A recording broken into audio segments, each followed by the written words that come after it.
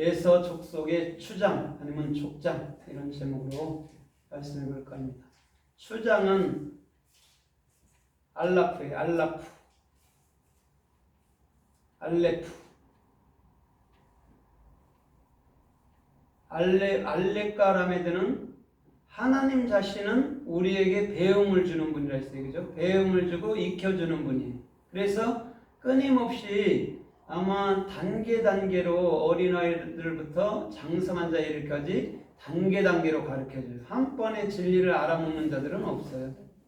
그래서 하나님은 우리에게 배워주고 익혀주는 분이다 이렇게 보면 되죠. 그 다음에 바브라는 주님께서는 십자가 안에서 반드시 우리와 연합이 돼요. 하나님을 배우고 익힌다는 것이 십자가로 가는 거예요. 그래서 십자가에서 완벽하게 주님과 연합이 되면 이제는 주님께서 말하는 대로 입을 연단 말이에요.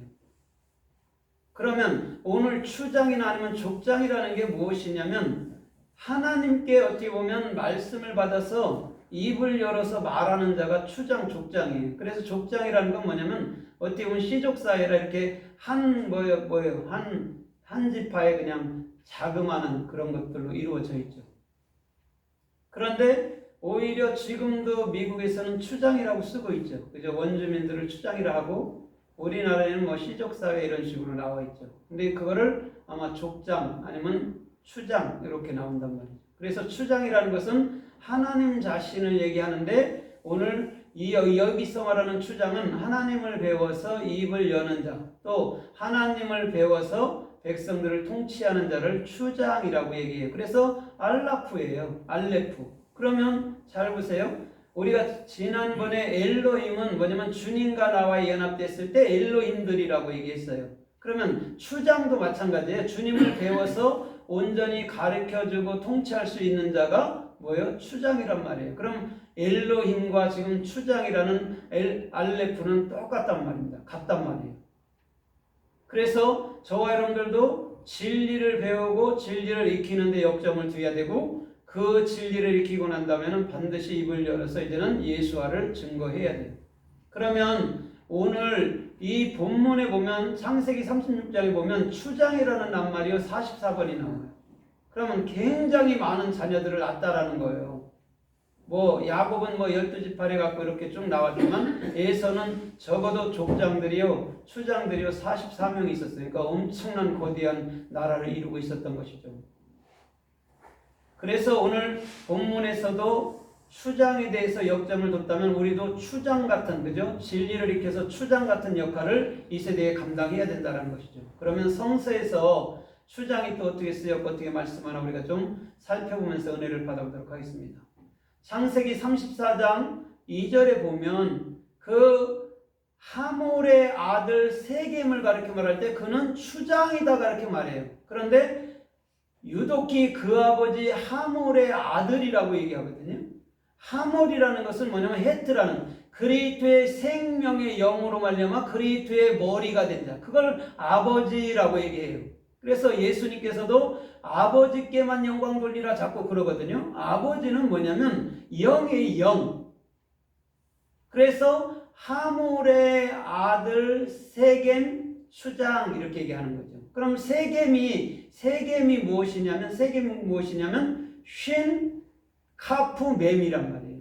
성경 66권이 적용돼서 사역하는 자가 세겜이에요. 어떻게 보면 더 올라가다 보면 셈이라는 이름하고도 같단 말이죠. 그게 세겜이란 말이에요. 그런데 그가 누구라고요? 오늘 추장 알라프예요. 그럼 세겜이 정확히 하나님의 말씀을 배우고 익혔더니 뭐가 되죠? 디나를 취해서 교회를 취해서 하나님의 자녀들을 탄생하는 길로 나아가는 것이 지금 세겜이라는 그 하몰의 아들 추장이라고 얘기를 하고 있는 거예요. 오늘 저와 여러분들의 중심도 마찬가지인 줄 믿습니다. 예수 그리스도가 배운 게 세겜이잖아요. 그죠? 그게 성경이잖아요. 그죠? 그러면 그 성경을 간직한 자는 반드시 입을 열어서 말한다는 게 추장이란 말이에요. 그래서 하몰, 세겜, 추장 이렇게 나가는 거예요. 그래서 세겜은 분명히 여러분 잘 생각해 보세요. 한 나라의 족장이라는 사람이 막 함부로 살 수 있습니까? 그죠? 그럼에도 불구하고 그 그 사람들이 얘기하는 이방인 여자가 왔을 때 그를 취해버린 거예요. 그래 놓고 나서는 할례의 언약을 그들이 스스로 따라하면서 너희 나라와 우리 나라가 하나 되고 너희 여자와 우리 여자들이 서로 교환해서 서로 같이 살자, 서로 매매하며 살자, 이렇게 나간단 말입니다. 그러면 정확히 진리를 배운 자는 그 교회를 품어내야 될 줄 믿습니다. 그 다음에 그 교회는 반드시 자녀를 낳아서 오늘 이방인들로 하여금 뭘로 만들어야 되죠? 이스라엘로 만들어내는 거예요. 그럼 세상에는 이방인과 이스라엘밖에 없단 말입니다. 그럼 이방인이 이스라엘 되려면 다른 거 없어요. 예수 믿는 믿음만 있으면 되는 거예요. 그러면 한 이스라엘로서 살아간단 말입니다.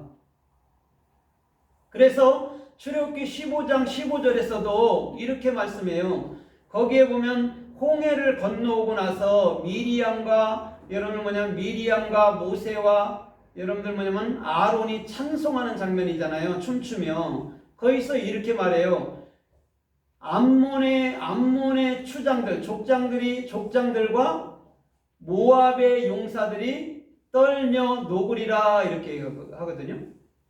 거기서는 그렇게 얘기를 한단 말이에요. 그럼 이게 무슨 말이냐면 암몬이나 지금 모압은 형제란 말이에요. 롯을 통해서 나온, 그렇죠? 롯과 그 두 딸들을 통해서 나온 자들이란 말이에요. 근데 그 사람들이 율법적인 행위를 하고 있었다라는 거죠. 율법적인 행위를. 그때에 그들이 하나님께서 홍해 사건을 베풀어 주고 난 다음에는 어떻게 온다면 간담이 녹아버린 거죠. 세례 사건은 정확히 뭐냐면 사람의 생각을 죽이는 거잖아요. 이제는 영으로 살겠습니다의 고백이 세례란 말입니다.